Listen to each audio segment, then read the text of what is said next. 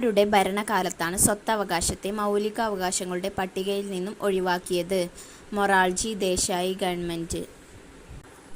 അപ്പോഴത്തെ രാഷ്ട്രപതി ആരായിരുന്നു? നീലം സഞ്ജീവ റെഡ്ഡി.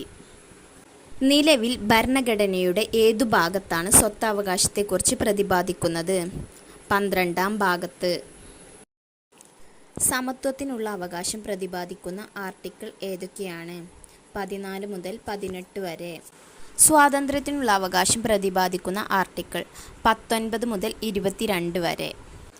ചൂഷണത്തിനെതിരെയുള്ള അവകാശം പ്രതിപാദിക്കുന്ന ആർട്ടിക്കിൾ 23, 24. മതസ്വാതന്ത്ര്യത്തിനുള്ള അവകാശം പ്രതിപാദിക്കുന്ന ആർട്ടിക്കിൾ 25 മുതൽ 28 വരെ. സാംസ്കാരികവും വിദ്യാഭ്യാസപരവുമായ അവകാശത്തെ 29 മുതൽ 30 വരെയുള്ള അനുച്ഛേദത്തിലാണ് ഉൾപ്പെടുത്തിയിട്ടുള്ളത്.